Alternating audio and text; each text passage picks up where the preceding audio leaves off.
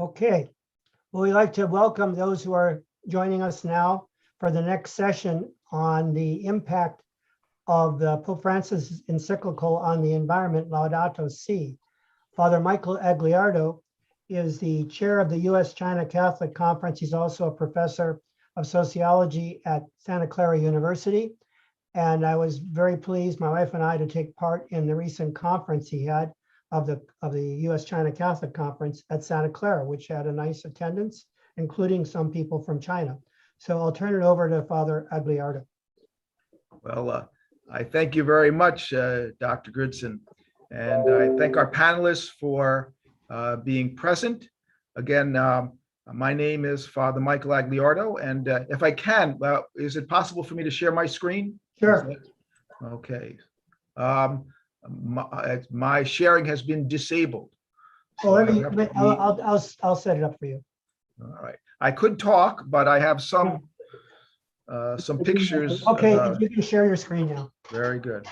There we go. Oh, it's still not quite working. I think Huda, you're the host, so you have to set it up for him.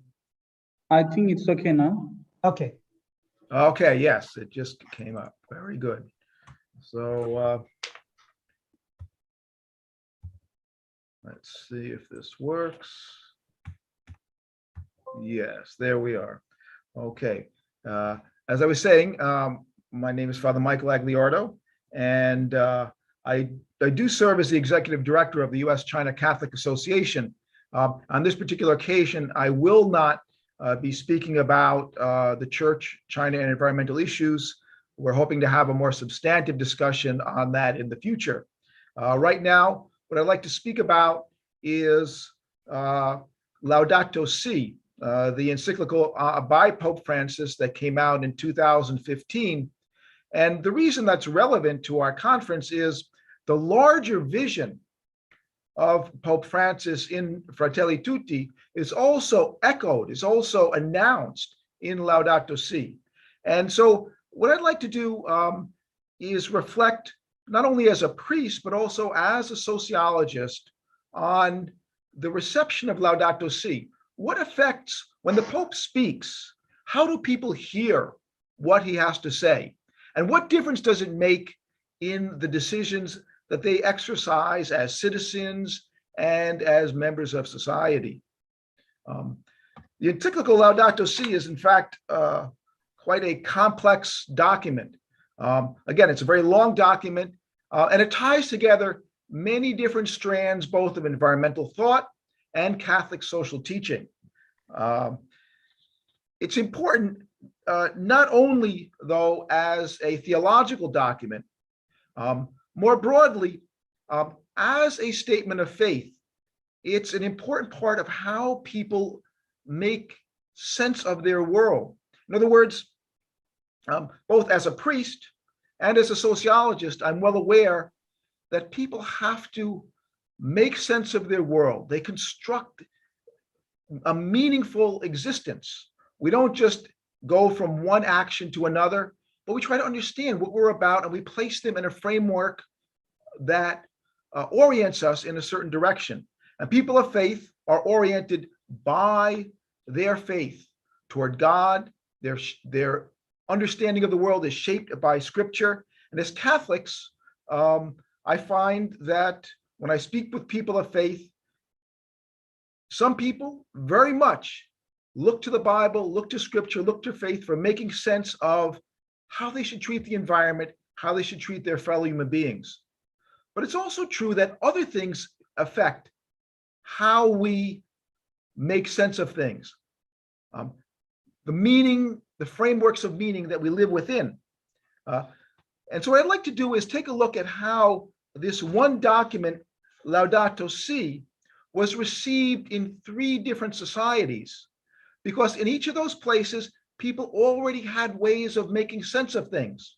And then Laudato Si enters in. Where does it fit within the framework that they've already constructed? Is it simply a matter of theology, or do other factors enter in?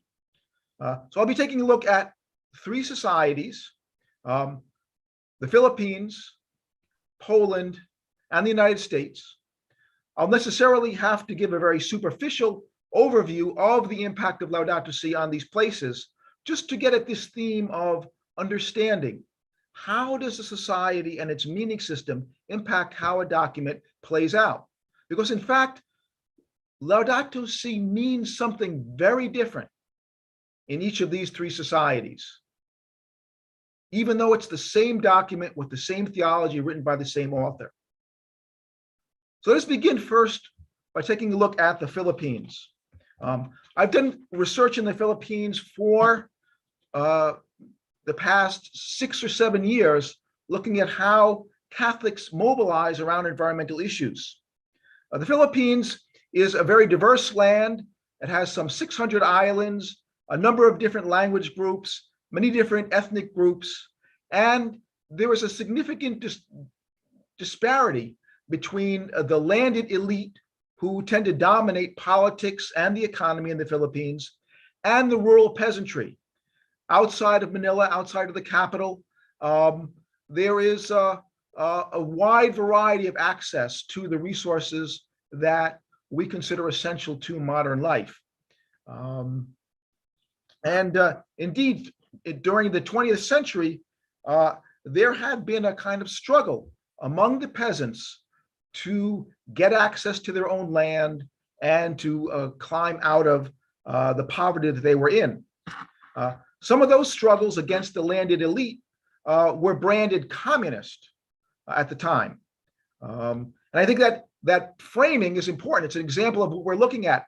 These people hadn't read Marx. They weren't linked with Maoist rebels in China or in other parts of the world.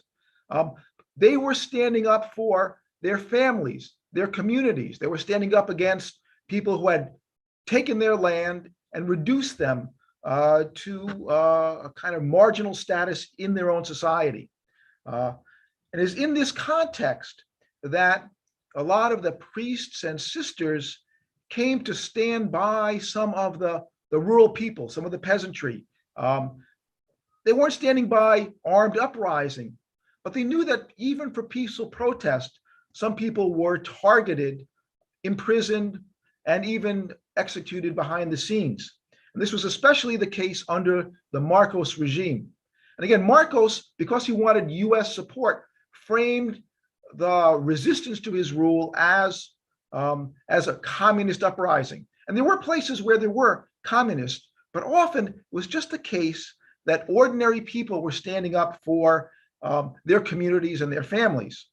As a result, in the midst of this, a lot of church people, even church leaders, began to develop a profound sympathy for the poor in the Philippines.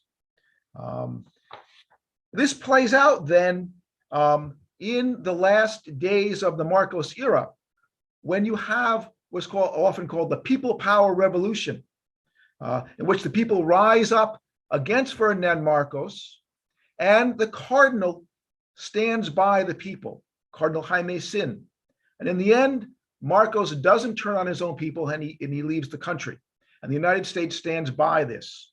And it wouldn't have been the case, there wouldn't have been this peaceful transition of power had not the church recognized the need for standing by people, the ordinary people of the Philippines, in the midst of their struggle for justice. In 1991, then the church actually goes on record. It says, we really should commit ourselves to being a church of the poor. The bishops issue a document to this effect, and that sort of commits the church in the Philippines on a certain road. They struggled to maintain that promise to the people of the Philippines, but again, it's been an important part of the identity of the Filipino church. At the same time, or actually even before the Filipino bishops declare that the church should be a church of the people, in 1988, they issue perhaps the first major encyclical by any Catholic organization around the world. This document is called What is Happening to Our Beautiful Land? Now, the interesting thing, though, is that this document was written by, or was ghostwritten for the bishops by a member of a religious order, a Passionist priest named Sean McDonough, who draws on the theology of Thomas Berry to talk about protecting the earth, safeguarding nature, recognizing, as it were, the rights of creation. This too then becomes an important hallmark of the Filipino bishops, that they stand by the environment. Meanwhile, throughout the 80s and 90s, a number of movements get underway where peasants stand up to protect their land from mining, their land from logging, their land from exploitation and land grabs. And overall, they notice that impacts on the environment are also social justice issues. Eventually, they begin to recognize that social justice issues are intimately tied together with environmental issues because there's struggles over resources, who can control them. So we have two tracks, as it were. The 1988 document, which talked about protecting and safeguarding creation for its beauty and dignity and its own inherent rights, and also then this social justice track, which is deeply rooted in the history of the Filipino people and the Filipino church, and now is becoming tied more and more to environmental issues because of the struggle over resources that this represents. It then becomes natural that the Pope goes to the Philippines in January of 2015 to announce that he will write an encyclical on the environment, because the issues of the Filipino church are issues that he wants to touch on in this encyclical. And Laudato Si, when it comes out, then ties together both these threads of meaning. Protection of God's creation because of its own inherent dignity, because it is God's creation. And also the fact that protecting the environment also means safeguarding the rights of the poor and their access to the resources, the basis of their livelihood that they need to lead lives of dignity. So the Pope goes to the Philippines also because the Philippines had been hit by a hurricane in the previous year. And it had been towns like Tacloban had been devastated. And he goes to Tacloban to announce that he stands by the Filipino people. And it's interesting here that while within the country, the people had stood up to say, you know, we have to stand for social justice. This theme then gets taken up by the nation itself because it's seen as it sees itself as a victim of climate change, which is not of its own producing. It's not of its own propagation. So again, the nation itself sees itself as struggling for justice because it's going to suffer the impact of climate change that it did not cause or bring about on its own accord. So again, Laudato Si brings together these themes of the cry of the earth, as it were, and the cry of the poor. And this resonates very deeply with the people of the Philippines. And I would say of all the churches around the country, the Catholic churches around the country, national churches, it's the Church of the Philippines that has been strongest in taking Laudato Si and then reflecting on how it applies to their own society, because they see that the document deeply resonates with their own struggles and concerns. In 2016, I also went to Poland. I went there for World Youth Day. Again, the Pope was there in Poland. He rallied the crowds just as he did in the Philippines. I spoke at Jagiellonian University in Krakow on the outskirts of World Youth Day. And while the Pope was there in Poland, from the beginning to the end of his visit, he did not say a word about the environment or Laudato Si. Even that conference on environmental issues and Laudato Si, which was held at the same time as World Youth Day, was held as a separate event. It wasn't incorporated into the events of World Youth Day. And why is that? Well, when Laudato Si first came out, some people in Poland labeled it as an anti-Polish encyclical. Now, the document does not mention Poland at all. But in two places, it mentions coal. And coal is a central concern for Poland because even today in 2021, about 75% of Poland's energy depends on coal generation. And why is this essential? It's not just an economic issue. All right. So I want to back up a little bit and talk about how meaning systems are constructed. They often have deep historical roots. So I'd like you to take a look at this picture, this map, because it explains a little bit of the reaction of Poland to Laudato Si. Now, let's take a look at this map. On the left, you see the German Empire. On the right is the Russian Empire. And if you look really close, you see Poland swallowed up between the two. For a good part of its history, Poland has had to fend off great empires on either side. And then you see the Austro-Hungarian Empire to the south. And at one point in its history, it was actually erased from the map by these large empires. And they're not just empires in a political sense. On the left, you have Protestant Germany. And on the right, Orthodox Russia. And Poland, there it is, a Slavic country up in the north, sandwiched between these two empires, which is solidly Catholic in its identity. And in fact, its Catholicism is actually the foundation for its identity. All right.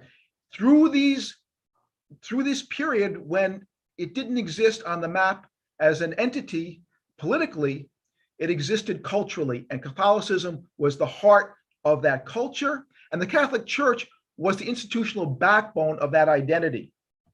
And again, in the 20th century, Poland was again caught between Germany in World War II and Russia. And after World War II, again, Poland was swallowed up in the Eastern Bloc. And what was the basis of it maintaining its identity? All right. It was the church. It was John Paul who came to Poland and rallied the people.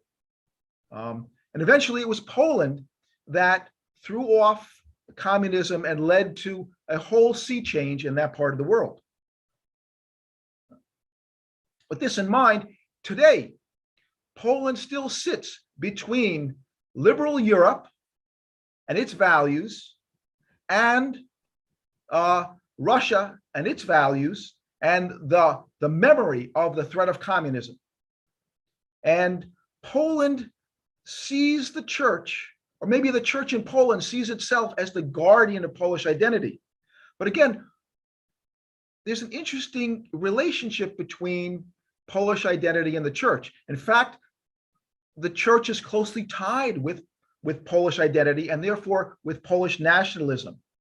And as a result, the church in Poland takes a somewhat conservative bent. It's trying to restore what had been almost erased. It's trying to bring that back to life. It looks back to what it almost lost and wants to preserve that and pass that on to future generations.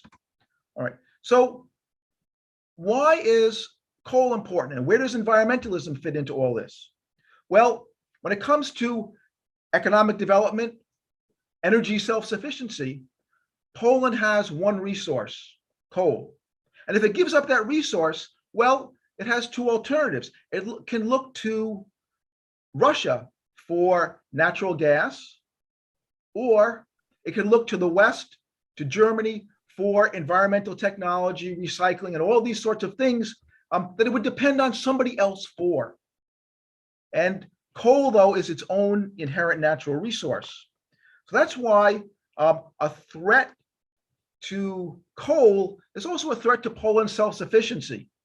And it's a threat to its own resourcefulness for economic development. So as a result, when the Pope announced this encyclical, he's announcing themes of environmentalism, of social justice, all these things that resonate in liberal Western Europe, but not so much in Poland. In fact, the Pope was if you mention the Pope, at least when I went to Poland, if you mention the Pope to young people, to children, you said who? You said the Pope. They would think you're talking about John Paul II. All right, that's the Pope for many of the young people in Poland in that day. The Francis, when he first came on board, was seen as a Latin American, a representative of liberation theology, sort of this communist, soft on communist, lefty friendly kind of a guy. And while they welcomed the Pope for World Youth Day, they were a little standoffish. That's not true, though, of every group in Poland. All right. So there's one group that had been marginalized in Polish society because it was seen as an invader from Western liberal Europe. In fact, environmentalism was sometimes framed by Poles as an alternative religion, as a part of a liberal plot to overthrow Poland's traditional culture, as even somehow linked with abortion and homosexuality. In fact, that's not something that I'm making up myself. You can see it in speech after speech. The environmentalism, paganism, abortion, and homosexuality are somehow all linked together in this framework of meaning that the Poles have created. So when the Pope comes to Poland, the only groups that welcome his message on the environment are groups like Greenpeace and some other environmental groups like the World Wildlife Fund in Poland. That's not completely true, though. There were a few lone churchmen who tried to champion the Pope and his message, and they've increasingly got an important voice within the church in Poland. They've gradually began to open the hearts of the Polish church and its leadership.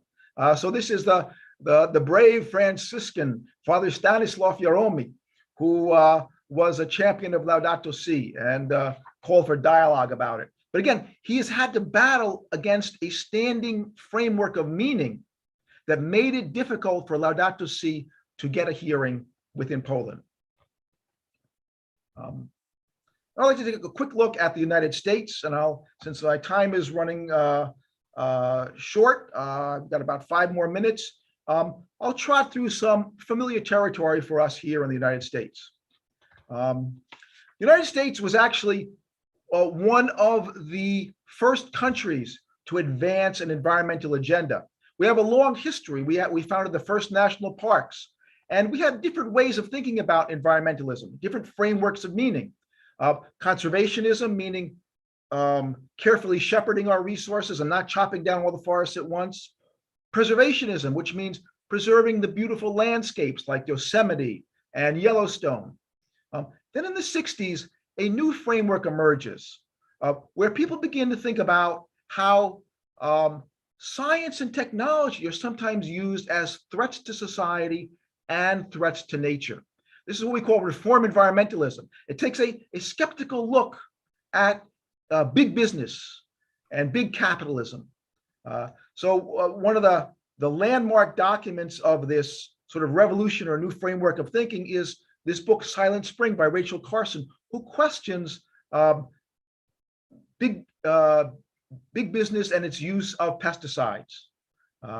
So this is the beginning of a new way of thinking about environmentalism that brings in a more antagonistic framework that pits people against big business, as it were, or environmentalism against big business. So there's an antagonism there. And that's typical of the 1960s and the movements that we see during that period. All right. Early on, however, environmentalism is championed by both Democrats and Republicans. Richard Nixon is perhaps the most environmentally friendly president we've ever had, perhaps with the possible exception of our current president. Nixon signed into law many very strong environmental acts. But by the 1980s, a counter movement emerges in the United States. And so we have both the environmental movement, and it then gets stalled by a very deft and carefully thought out counter movement. And they, again, advance different frameworks. One of them, doesn't seem to be here, is something called the wise use agenda. In other words, we can't just rope off all the environment. Well, we need resources for society. We just need to use them in a more responsible manner. So sometimes these counter-environmental movements developed by painting environmentalism as extremism. Meanwhile, in the United States, when it comes to religious groups, how do they get involved in environmental issues? In fact, the Catholic Church early on had some documents on the environment, Renewing the Earth, that came out in 1991, a document on global climate change in 2001, and concerns about how environmental injustice particularly affected minority and groups and the poor. So the church was already out there on this, but it wasn't, environmentalism was not the center, heart and center of the Catholic Church's agenda, which was much more oriented towards society and social justice issues.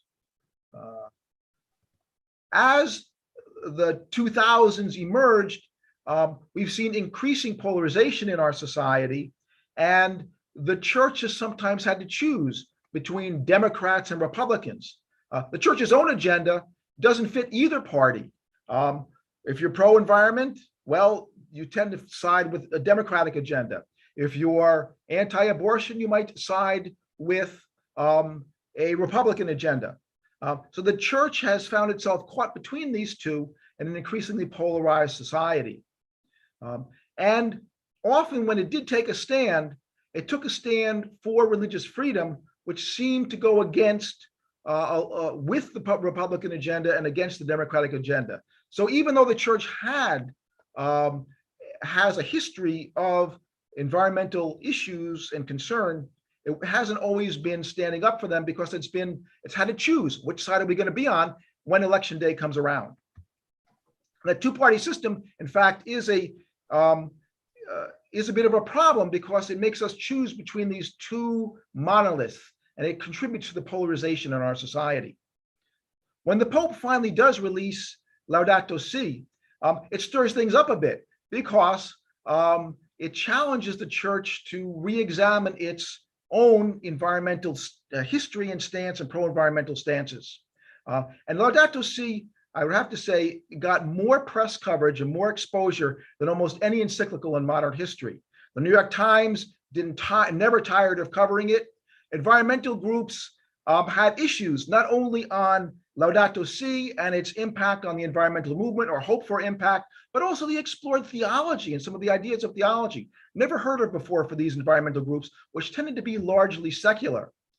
I, as a sociologist, was a member of the Environment, Technology, and Society group of the American Sociological Society. And there we had an issue on the Catholic Church or articles on the Catholic Church. And members of our group conspired to write a whole issue of an important sociological journal dealing with Laudato Si, because they took it that seriously.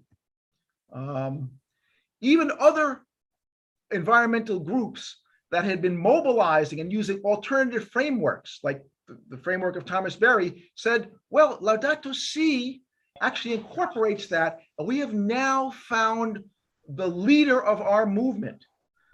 So Laudato Si had a big impact on the environmental movement, on groups that were concerned about the environment but had not looked to the Catholic Church for leadership before. And even other religious groups began to put out study guides on Laudato Si, even before the Catholic Church did. So really, it was an amazing document, and it garnered a lot of support outside the church. Within the church, the religious orders in particular championed it, but we also found some resistance within the church and within other groups. So we had some institutes that are pro-capitalist or pro-big business or concerned about excessive environmentalism. They actually went to Rome and tried to argue theology with the Vatican. A very famous encyclical First Things also critiqued Laudato Si. And some very conservative Catholics went to the extent of, again, making that linkage that we saw in Poland between environmentalism, abortion, liberalism, paganism, and homosexuality. It was very disappointing to see these extreme groups trying to, again, reframe Laudato Si because they saw it as a threat. They saw it as linked to an agenda that they didn't want to recognize. And again, the point here is how people don't just take what's in the document, but they link it up with other things and these other frameworks because they have pre-existing agendas and strategies. Even the US bishops were a little bit hands-off with Laudato Si. Publicly, they welcomed the document in Washington, but when they went back to their own diocese, they did not enact the document that they had praised in Washington and welcomed publicly. So the point here is this. Again, Laudato Si is a very profound document, but it's linked to a whole series of issues that play out differently in different societies.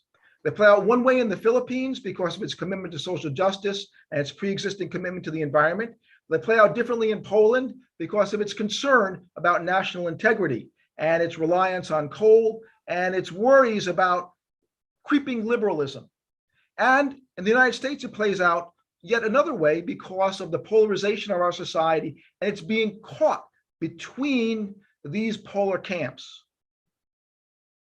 The issue that I now would like to reflect on as a Catholic priest is the importance of having the church speak in its own authentic voice, not being linked to one political party or the other, but speaking from the gospel and its commitment to the vision of Christ and to preservation of God's creation. I think Pope Francis has struggled mightily to link these, the things that he speaks about, to the gospel vision and not to this or that political party. And I think we as Catholics have to be faithful to that commitment. Thank you very much. Thank you, Father Agliardo. It's a wonderful presentation. Are there any questions from those who have come in? We have Ellen Molly, who's going to be in the next panel on racism. Father Jerry Brown is with us, Governor Brown, and Professor Harwood. We have time for maybe one or two questions because we have to. We have another session coming up at noon on racism. Well, since you mentioned racism, I just wanted to put in a bit of a recommendation or plug for some books on environmental racism. That phrase caught my eye when I saw a book called Confronting Environmental Racism up on the library bookshelf. It's from 1999. And then there's another book from last year by Bruce Johansson called Environmental Racism in the United States and Canada. And my publisher will chase after me if I don't at least mention my book, Business as Ethical and Business as Usual. So check that out. It makes a great doorstop, if nothing else. So any thoughts about expanding on this idea of environmental racism? My students really got into it because it explains why the east side of town, in Chicago, there is no east side because there's a lake, but in cities that has an east side of town like Washington, DC or St. Louis, the east side of town seems to be more run down. And why is that? Is because the weather patterns move from west to east. So all the smog and pollution tend to drift over to the east side, and the pollution often will collect there. And this situation in Flint, Michigan is just atrocious. Lead in the pipes. And so you have polluted water. So if anybody would like to speak to that, Father or anyone else, I think that would be great to expound upon, please. Hi, Sammy. Maybe I'll just say that early on, during the 70s, 80s, and 90s, the church did not always champion environmentalism because it saw that it's competing with its commitment to social justice, that we don't have time for the luxury of environmentalism. But it's when sociologists and other people made the link between environmentalism and social justice, especially this environmental racism, that the church said, oh, if environmentalism is also about people and doesn't exclude people or is not anti-people, then maybe that's something that we have to get on board with too. So the church in the US, that is one theme that has resonated for quite some time. Yeah, I agree. I It's a false dilemma to pit the whales and the baby seals versus the humans. We're all in this together.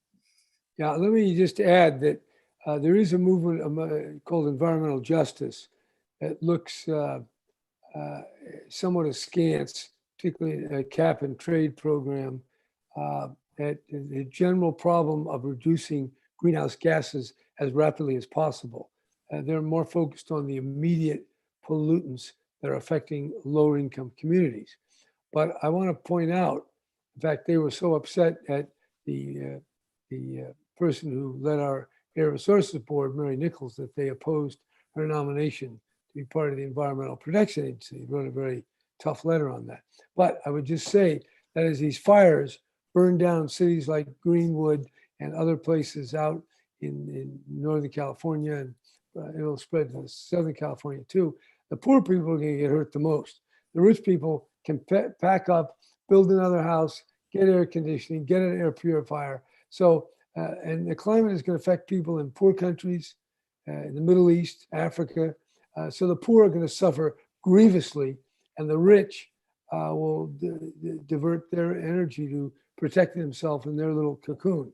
So the environmental challenge also has intrinsically the element of justice, because of the gross inequality, those better off will always minimize the impact they experience. So we got to fight environment, but we got to fight injustice all at the same time. Because if we just try to deal with inequality and we let the environment get worse, we're going to find out that our problems get exacerbated very quickly. We have some panelists for our next workshop on racism have already joined us. I'm going to ask Hudai if we want to do the same thing that we did earlier to connect the two so that people can join without having to go off, since some of them are already on. Hudai, do you want to? Yeah, we can do that, Professor. Okay. Let me stop the recording for the first Okay. one. So what we're doing, we're transitioning now from the program on the environment with Father Agliardo. And thank you very much, Father Agliardo, for that wonderful presentation on the three areas of the world and how Laudato Si has been received. And now we're moving into the next program, which is the moderator is going to be Susan Gunn, who is the director of the Maryknoll Office of Global Concerns. They're one of our co-sponsors for this program, and the Maryknoll community works throughout the world on, it is known for its social justice programs. And this is going to be on the question of racism. We have two of the people that will be involved in the program. Sami Ibrahim. I am here now. Oh, good. Okay, good. Yes. Good. So Susan Gunn hasn't come in yet, but I'm here. okay, great.